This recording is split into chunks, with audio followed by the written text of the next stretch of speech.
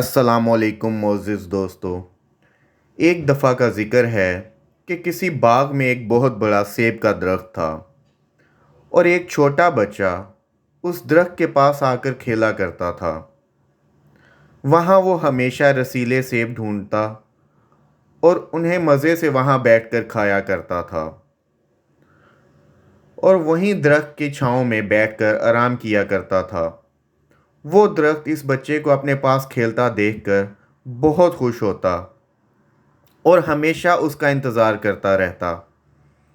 एक दिन वो दरख्त बहुत परेशान हुआ जब उसने लड़के को उदास चेहरे के साथ अपनी तरफ आते देखा। दरख्त ने बच्चे को अपने पास आता देखकर कहा, यहाँ आओ प्यारे दोस्त, तुम मेरे साथ खेल सकते हो। तो बच्चे ने जवाब दिया कि अब मैं छोटा बच्चा नहीं हूँ, मैं बड़ा हो गया हूँ और मुझे खिलौनों की ज़रूरत है जिसके लिए मुझे पैसे चाहिए हैं ताकि मैं अपनी मर्ज़ी से अपनी पसंद के खिलौने ख़रीद सकूं। दरख्त ने बहुत अफसोस से जवाब दिया कि मेरे प्यारे दोस्त, मेरे पास पैसे तो नहीं हैं, लेकिन तुम मेरे तमाम सेब ले सकते हो और उनको बेचकर तुम इतने पैसे बना सकते हो कि तुम अपनी मर्ज़ी से अपनी पसंद के खिलौने ले सको।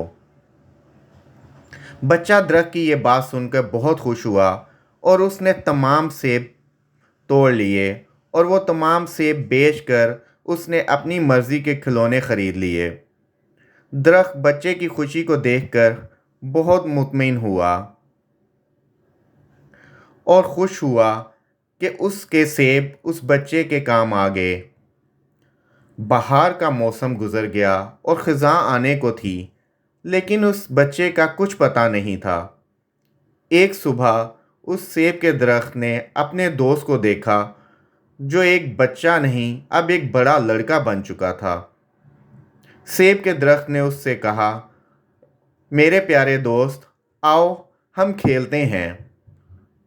जिस पर लड़के ने कहा कि अब मैं तुम्हारे साथ नहीं खेल सकता क्योंकि अब मेरी एक फैमिली है और मुझे उनके लिए एक घर की ज़रूरत है। क्या तुम मेरी कुछ मदद कर सकते हो? उस लड़के की बात सुनकर दरख्त ने सोचा और जवाब दिया कि मेरे प्यारे दोस्त, अफसोस के साथ कहना पड़ता है कि मेरे पास घर तो नहीं है, लेकिन तुम मेरी तमाम शाखें काट सकते हो जिससे तुम अपना एक घर बना सकते हो। लड़के ने उस दरख्त की तमाम शाखें काट लीं और खुशी खुशी वहाँ से चला गया। दरख्त एक बार फिर बहुत खुश और मुतमईन हुआ कि उसकी शाखें उसके दोस्त के काम आ गईं।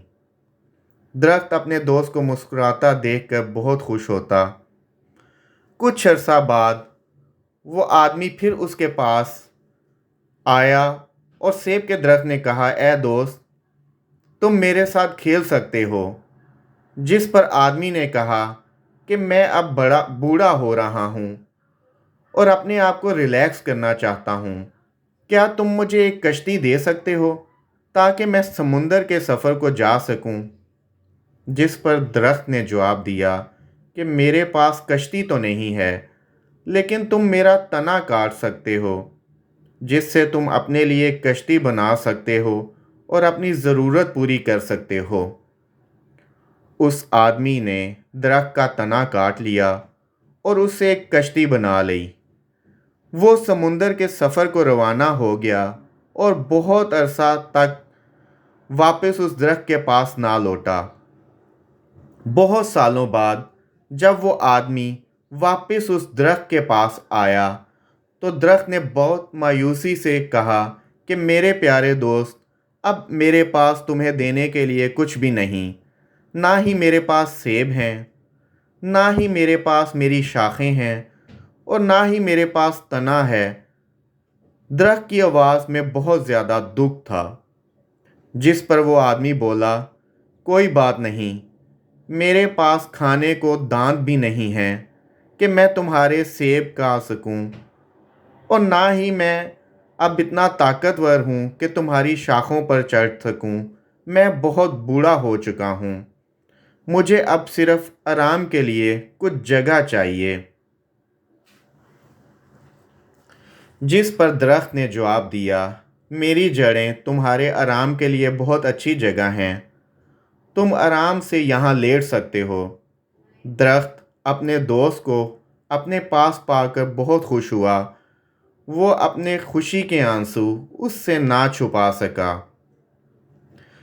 دوستو، یہ ہم سب کی کہانی ہے۔ وہ درخت ہمارے والدین کی طرح ہیں کہ جب ہم چھوٹے ہوتے ہیں تو وہ ہماری خوشی کے لیے ہر چیز قربان کرنے کے لیے تیار ہوتے ہیں اور ہماری خوشی کی خاطر اپنا سب کچھ لٹا دیتے ہیں۔